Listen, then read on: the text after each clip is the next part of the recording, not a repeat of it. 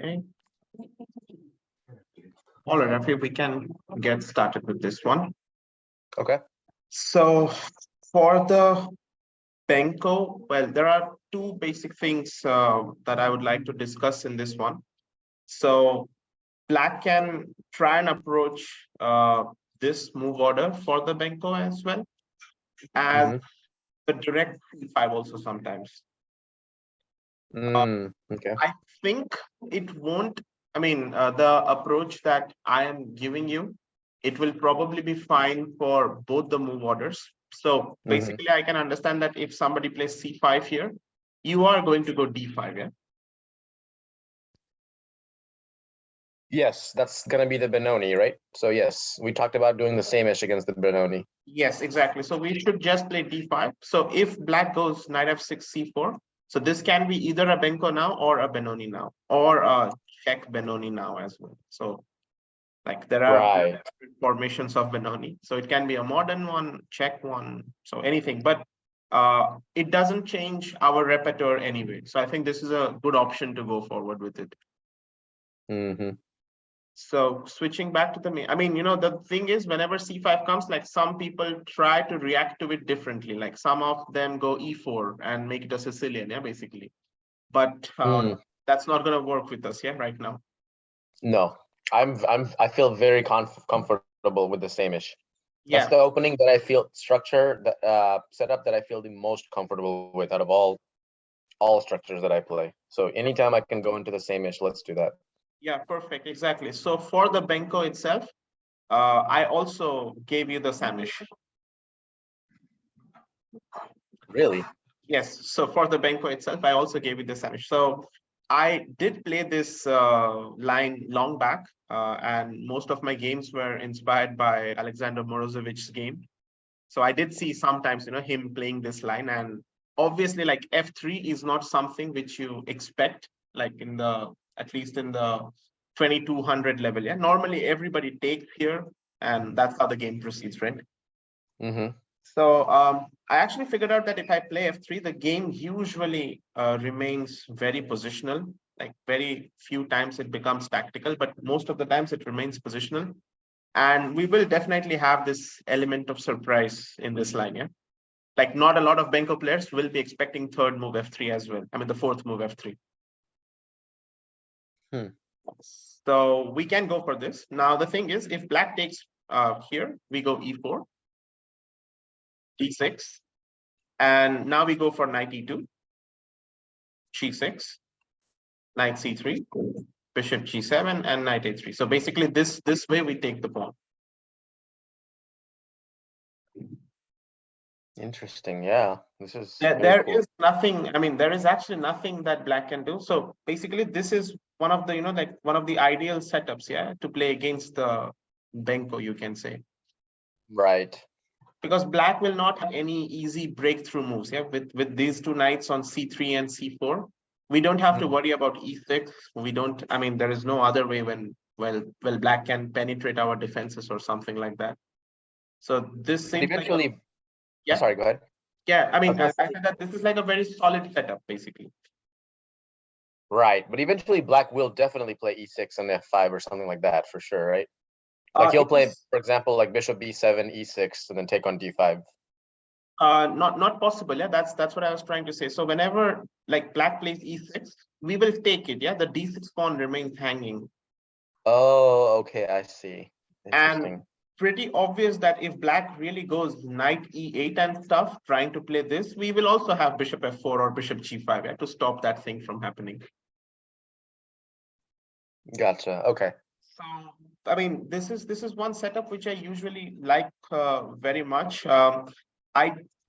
Personally speaking, I don't have like a very lot of games. Basically, just gonna try if I find something. But I don't know. I haven't played this like a lot of times, but at least a couple of times I did play. I'm just gonna put the game for you. So this was the first time when I had this line and I decided to go for it. And I played this system, and you can see it was a very easy way to play. Here my opponent went for A6. I'm not sure why, and I had a very easy way to play this one. So basically, I like this one because if b4 happens, then the whole queen side is blocked. Yeah. And then I go for the usual Samish setup, So I will be definitely the one who will be attacking. So I figured out this will be the best way to actually play with this rook a2 system. And I can just push my pawns and this rook will shift basically, yeah, to wherever it's necessary. Can you go back through this again one more time slowly, just to make sure I understand how you got to this position? Yeah, so f3 is the key move here. And so the line that I just showed you was with this move, but my opponent did not take on c4, went for d6, and then I just go e4. And he played a6. So he's still in the Benko format. Yeah, he really wants to get this pawn out of his way. But I still didn't capture, I just played a4. And now he had to make a decision, yeah, because now I'm threatening to take with this pawn, basically. So he went for b takes a4. So I was more concerned about b4 here. But I just realized that if b4, then the whole queen side gets blocked. And there is no play for black, and no regular Benko play at least.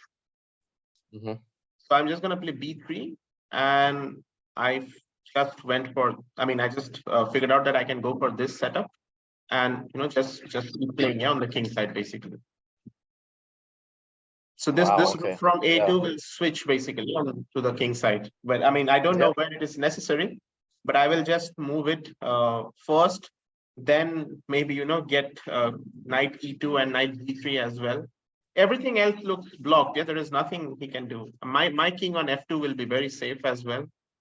And I will keep the knight on b1 for like a long time, or maybe just get it to d2 if necessary. The thing is, black has no breaks. E6 is not really that threatening. I will just let him take, and I'll take with this pawn, and then put my knight on c4.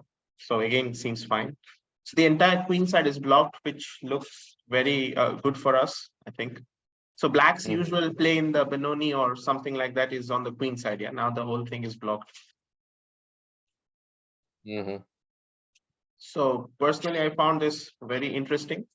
In the game, b takes b4 happened. And obviously, this was like probably not the best conversion, but I did get a very good amount of play in this game. And it seems like black is struggling in the position. I'm just going e5, knight e4 and stuff like that. So but at least the position looks pretty comfortable for white to play with. Okay. And well, in my game, my opponent went f5, which was like very easy to play now. Just got a very bad weakness, yeah. So I got all my pieces there, and it was,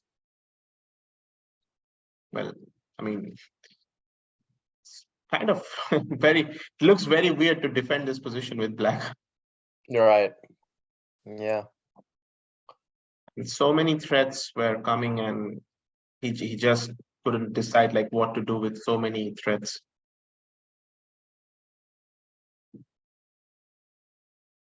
Yeah, it makes sense. So queen takes, rook e7, and he had to resign. So this was not a bad idea, basically. So I just had, in this one, I just had like one game in this one, in this variation. I don't think I also had one more. Just gonna try and figure out.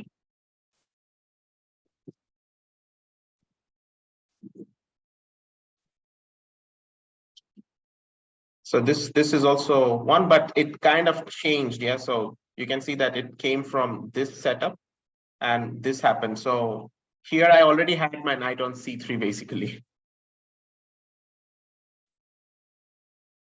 So not on b1, yeah, when I can go knight a3 and knight c4. So here I decided to take this, and okay, it was a regular Benko, you can say. So there was not a lot of great things happening which will help us from the opening point of view. But This game was completely, I mean, the first game that I showed, that was more from a opening point of view. So this is the only thing. I mean, you actually don't need a lot of theory in this. You just need to remember the piece movement. Yeah, that this knight belongs to e2 and c3, and this knight can go on c4. Got it. So knight on c4 has like some benefits. So basically, in this line, as you can see, black will try to get rook b8 and some pressure on b2, yeah, which is like a typical Benko plan. But the knight on c4 is defending it. So you don't need to waste time and defend b2. You can actually develop the bishop as quickly as possible. Try to get your own e5 if it's working. And you just follow the normal development as well. So bishop e3, queen d2 is also fine. Black will definitely play, I would imagine, he would play knight d7, knight b6 to get rid of that knight, right? Yes, but whenever knight d7, knight b6 comes, we can go knight a5 and knight c6. So okay. So he also has to figure out what to do in that situation. I mean, in that situation. So it's not that easy for black. And also, like even if this comes and it takes, we still have the bishop here. So it's not like we have to worry so much about it. This is reminding me of another opening that we studied. Was that the Benoni where we did this similar idea of knight a3 and knight c4? No, in the Benoni, we never got knight c3 because, I mean, knight a3, we never got it because our knight usually comes to c3 right from the beginning, yeah? Then maybe it must have been the King's Indian where we had, because I remember you showing me this idea before already, like knight a3, knight c4 in this structure. In King's Indian, yes, in one of the lines, it does happen. Actually, it was from the Benoni move order where we were transferring the knight to this situation. Oh, okay, gotcha. So, but in this situation, you can see, so this was the game that I liked so much, Morozevich against Tregubov. So Tregubov is basically the Benko expert in chess, you can say.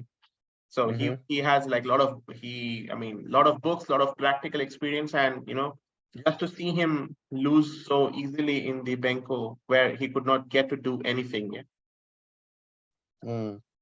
So black has no play on any side of the board.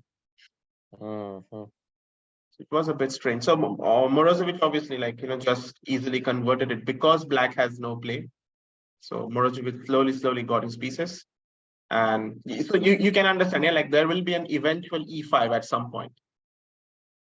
And black can never play e6 because d6 is weak. And these guys are stuck because they have to defend this.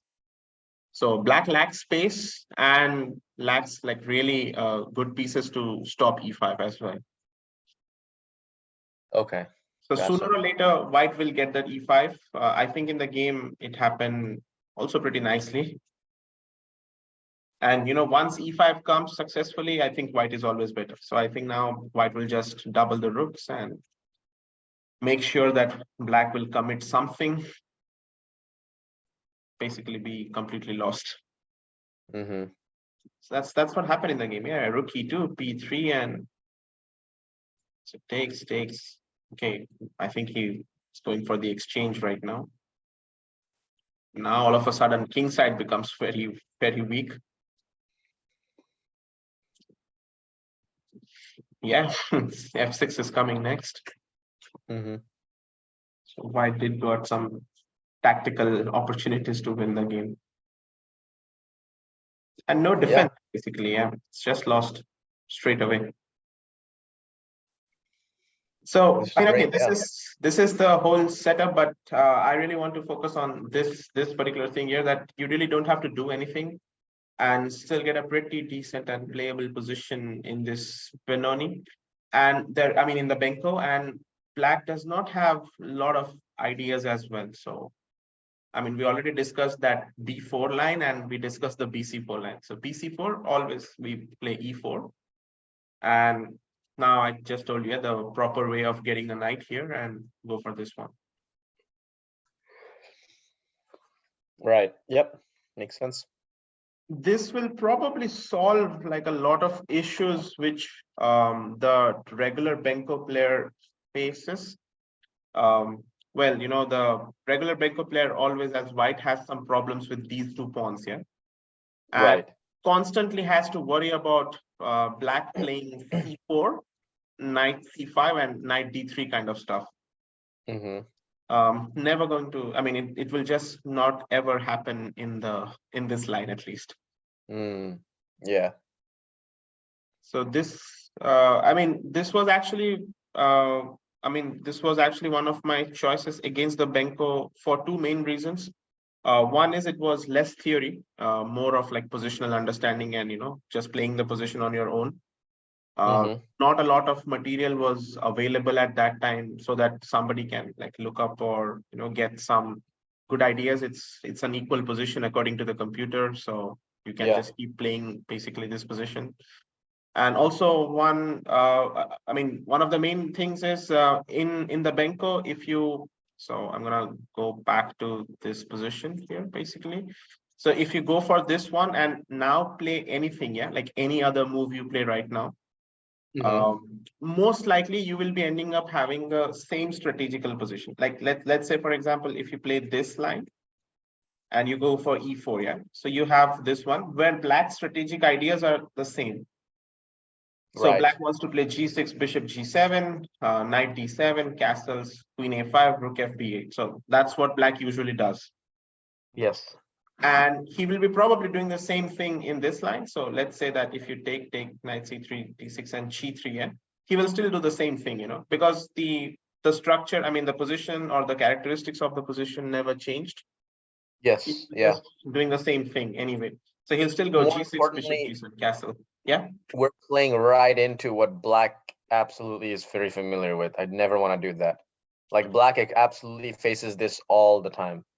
Yeah, exactly. So he will have definitely more experience than you. I mean, like Benko players usually keep on playing the Benko. Yeah, they don't go for any other lines. Right. So he will have like every d4 game is almost like a Benko. So he will have like more experience and he will be more, let's say, alert about his move orders. He will always know when to go knight d7, knight b6. He will always know when to go queen a5 first. And a lot of things he will be more experienced with.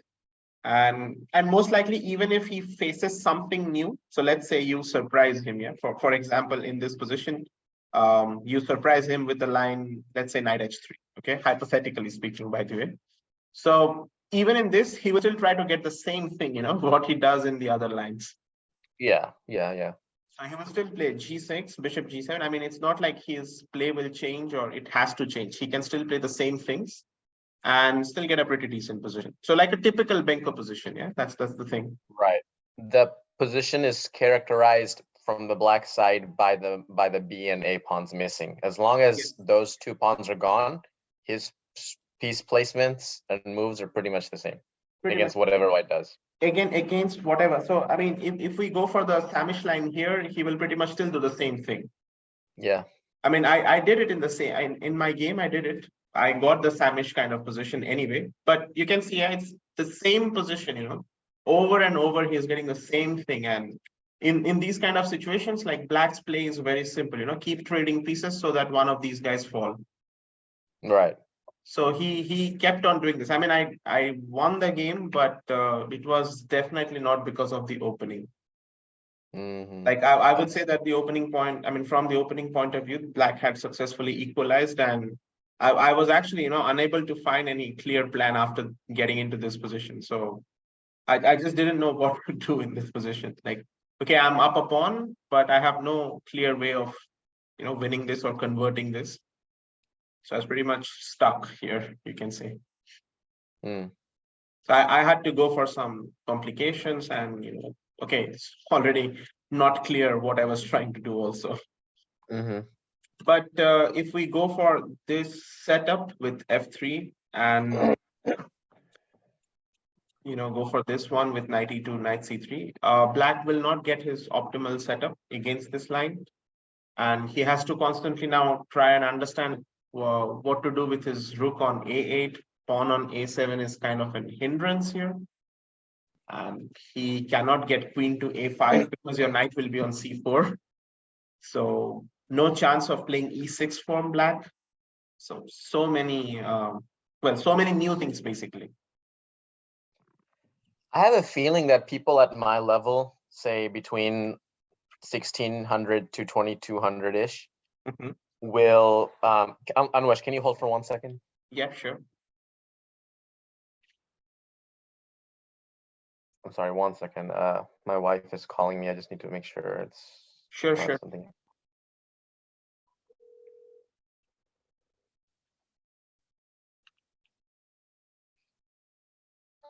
Hello. I'm in chess class right now, and then Daniel is coming to help with the table also. Okay. Okay, are you coming home?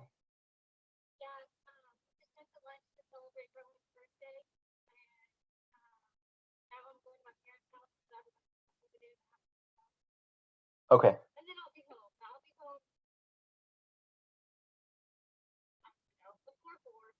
Okay. Okay, sounds good, love. Okay, love you. Bye. Okay, sorry, Anwesh, I'm back. Yeah. So you were saying at your level, the opposition. Oh, yeah, at your level, at my level, I feel like a lot of people will leave that c4 pawn alone because they're still wanting me to take on b5. Yeah, I have okay. a feeling. Okay. They're gonna delay that capture as long as possible, basically. Yeah, so that's what this guy did. Yeah, I mean, my opponent pretty much did the same thing. Yeah, and I kind of forced him, to do something about it. So I just went a4. Yeah, I think this is the trick. I mean, you just go a4 after that. Well, I mean, like they won't even play a6, I think. Okay, so maybe g6. Yeah. Still a4. I see. So you will have to commit something, yeah, on the queen side. Like you cannot leave this pawn for a long time. Okay, that makes sense. Yeah, it's true. So if they go b4, okay, they committed that they are going to lock down the queen side, and I'm just going to play b3. So basically, till this point, I think, I mean, till this zone entirely, everything gets locked, yeah. Yep. And I can see that white has like more space advantage because of this one. So really white will be better. I understand right? Yeah. I was going to say, I understand the concept of shifting the rook over to the king side and then playing g4, knight, g3, e2, g3, etc.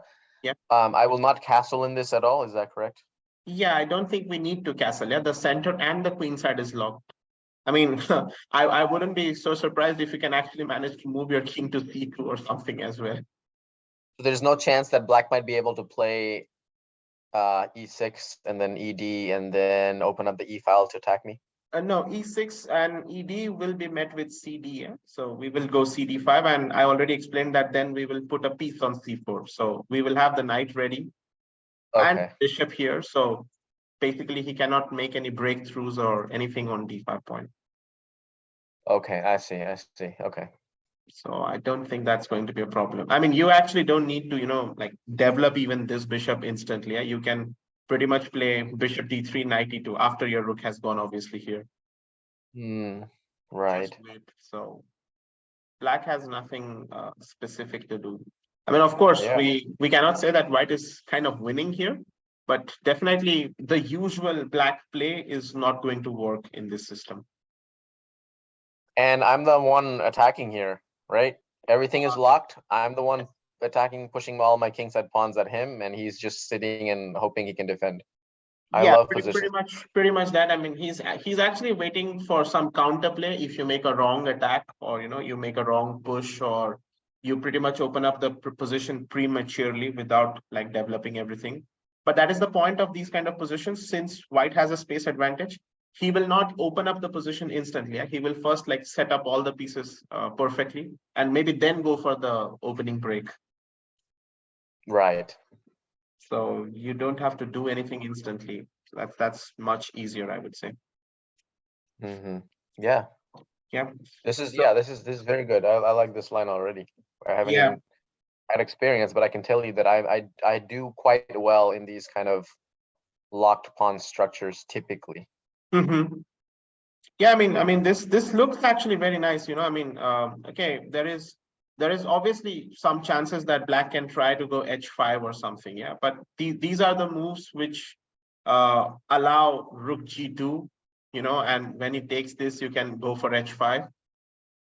Like these will be the chances where you can actually score quick wins, because people will be struggling against these lines. Yeah.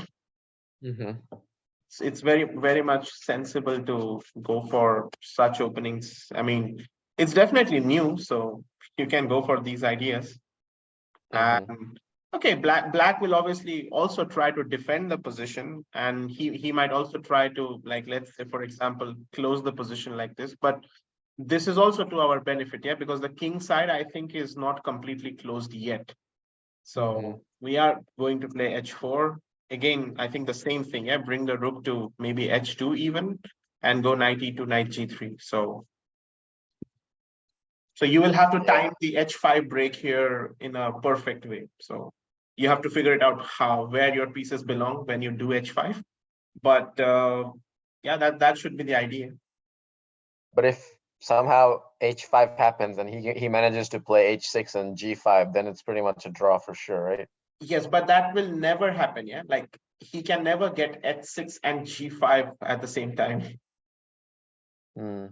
See, we're gonna put the queen on d2.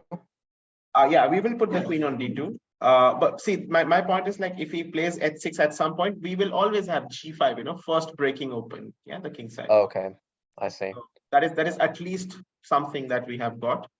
And I don't think, I mean, if he waits, we will play h5 instantly, and then he will never be able to get h6, because then we take the pawn. And if he doesn't play h6, how is he going to get g5?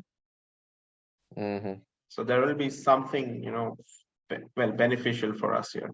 So I actually think white will be very strong in this position. Can you continue that line that you just now showed me with black playing h5? h5, rook g2. Rook g2, he takes, we play h5. I just want to see how this attack would continue, like, so then what? I think, well, now he has to commit something. Yeah? I mean, knight h5, for example. And I think I'm just going to go this. So where exactly he's going to put his knight? Probably on f6, I guess. And now I'm thinking, I mean, is g5 logical already here, or I need to defend this and play g5? Both look quite interesting. Maybe, you know, we can actually make a move to defend this one. So let's say knight d2. And then just go g5. Okay, got it. Because g5 will allow our queen to shift to the h file. And, well, the rook is also coming. Seems something will happen on the king side, yeah? Yeah. But it is very practical. I mean, we need to probably, like, you know, have some accurate line in this one. I never, as I said, I never faced this, but I do have a strong belief that black is doing not that great in this position. Okay. So yeah, we can, I mean, I would actually advise you to try it once, you know, maybe get some like online games in it and see if you are able to crash through your opponent's defenses or he's able to defend. And that being said, you can always understand, yeah, that you don't have to do anything instantly. I mean, if you just play, like, let's say bishop d3, knight d2, knight e2 and stuff like that, black will be waiting for your h5, yeah, to do something, or he will be basically trying to play h5 to get something done. And you will always have g5 as well in those situations, like g5 and f4 also works fine for you. Yeah. Yeah. So kind of interesting and kind of tricky as well. But again, another thing about Benko players is not a lot of players also like to go b4, yeah, because Benko is all about keeping the queen side open, right, for black. So the natural instinct comes to take on one of these pawns the moment you play a4, and both of them, as we saw, yeah, are not that great. Probably they'll take the one on c4, most people. Yes, most people, yes, I think they will. I was a bit surprised when my opponent decided to take on a4 because this makes no sense at all having a weakness and an open file for it. Yeah. Like I can pretty much not do anything about the a4 pawn as well. So here I took it, but it wasn't not necessary at all. This looks good. For white, you mean, right? Yeah, definitely. This definitely looks good for white. And it's pretty much also the Samish pawn structure. So I also think that that's another benefit for us. And yeah, I mean, you are comfortable, I know in the Samish, so why not? I feel very comfortable in the Samish. I faced the Samish the last over the world tournament I played. I think I showed you that game where I faced that 2000, and I felt very comfortable, like no problems. Yeah. So yeah, I mean, I actually recommend that we definitely go for this one. This setup is much better. I play even online when I'm playing the Samish variation against any kind of these setups. I've been scoring very well, like consistently scoring very, very well. So the more things I can deploy this kind of structure against, the better. So the fact that you found this idea against the Benko as well is great. Yeah, I mean, it's not like I found something. I used to play this, yeah. So you can actually see this is a very old game, and I used to play this line. So yeah. So I mean, that's actually pretty much for the Benko, you know. I mean, you can really keep this one, go forward with it. But as I said, yeah, like it's always necessary to get some practical examples or practical games in it. I mean, we can always switch to any of the main lines, yeah. But you already understand my point, why I don't want to go into the main lines, because as we discussed, most of the black's move are pretty much normal. And it's kind of pointless to, even if we do some preparations and find something, you know, like really troublesome for black, it has to be very deep into the theory, and it's kind of like not necessary right now. So so this one is basically we are getting the opponent into our territory, yeah, you can say. Like we are comfortable in the Samish setups, and this is definitely new for a lot of players. I'm pretty sure you must not have seen this also a lot of times. So I've never seen this before at all, actually. Yeah. So, but you do see, like Morozevich also played the same line. So why not? Yeah. So the line that my other coach showed me was with Queen C2. I feel like I've gotten these similar positions out of that, but I would never play F3 though in those lines. I've always put my knight on F3. Yes, but it makes much more sense to put the pawn on F3. Yeah, well, knight on F3 is fine because knight on F3 definitely serves one purpose, that it makes easier for white to push E5. But anytime you have the knight on F3, I mean, in the Benko basically. So let's just say, for example, we can look at, let's say, this line, yeah, whenever we have this. So this is something which you might get in the lines that your coach suggested, right? So here, I didn't get it like that, actually. I played very early Queen C2. Yes, D4, C5, D5, B5, Queen C2. I understand this point, yeah? Right, like that. So when he takes, you can play E4, right? Oh, okay, I see. Getting to this same. So we will pretty much get to this position, but here black will also have two things which might bother us a bit. So first one is he will have this rook B8, rook B4 idea. And if you remember in our line, the knight remains on C4, yeah, not the bishop. So that is one. And second thing is, anytime for knight F3, black always has this knight G5, knight G4, knight G E5 idea. Correct, which is why I play this with H3 included in it. Yeah. So that's, I mean, okay, these are two different systems. Cannot blame the system, but if we have F3 for almost all of our lines, excluding the Nimzo so far, I mean, we haven't gone to the Nimzo yet. If we have F3 for King's Indian, Benoni, so we can have F3 for the Benko, yeah, because these three are like one system, you know, the Grunfeld, King's Indian, Benko, Benoni. They have like a lot of transpositions amongst themselves as well. Yeah, so sure. That's the only reason why I'm suggesting that to start with, maybe we have a fixed F3 repertoire, And okay, maybe later on, you can always change. Yeah, it's not like that. Yeah, no, this is perfect. This is exactly what I need right now, is just as much consistency and as little as I need to learn new stuff in terms of opening theory. This is, yeah, I will definitely switch over to F3 for sure. Okay, perfect. So yeah, we can stick to it. And yeah, I think the Benko is actually under control, and well, like it will not take a lot of time for you, as I said, to learn the theory. It's more about getting like a lot of practical games in it.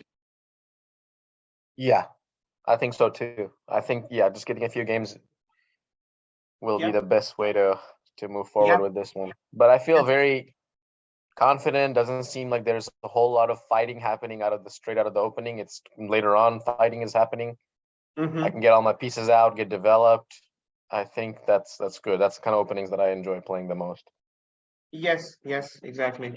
So pretty and I also think I mean, apart from us being very comfortable with these kind of positions, another thing is the way, I mean, the timing of F3 will be definitely surprising for our majority of the Benko opponents. Yeah. Oh yeah, for sure. Yeah, they will definitely not have seen F3. Even Queen C2 throws people off. I've seen blitz that after Queen C2 they'll spend like 30 seconds thinking what to do. Yeah, what to do. Yeah, because apart from CB5, they don't really know that much. So yeah, perfect. Black doesn't really have anything else to do but go into this, really. I mean, like, what else will he do here? Maybe he'll try E6 right away, but then we can still play E4, right? Yeah, E6, E4. So nothing changes here. I mean, in this one, he has to be like even more careful because we always have this E5 coming up instantly, So now if he takes on C4? I think we still do the same thing, knight E2. Then if he takes on D5? So this always is risky. As I said, we will have E5.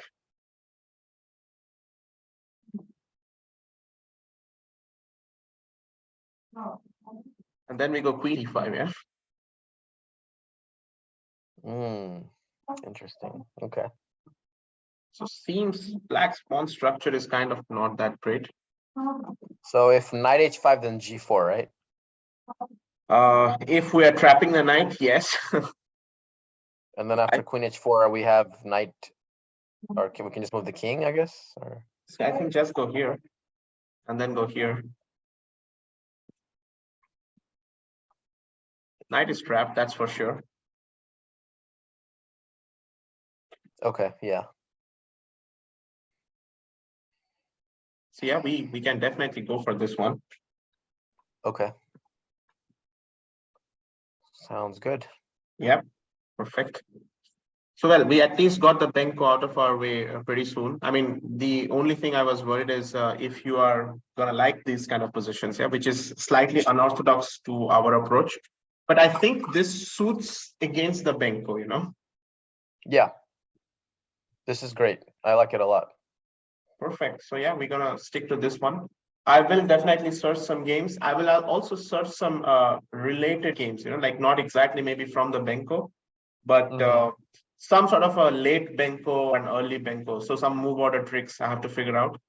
And yeah, then I think we can go for this line, because I do remember that Viswanathan Anand had chosen a very similar line against his game against Gelfand in his World Championship match, which he won in like 12 moves or something, after Gelfand made a huge opening mistake. So wow. Yeah, I mean, I'm just gonna sort those things out and I'll just send over your way. Yeah. Okay, that works, man. That's perfect. Perfect. All right. So sounds good, Anwesh. Well, thank you again. This has been great. No you problem. Can go ahead and also send me the recording when you have that. That'd be the I will do that for sure. Okay. All right then, man. Okay.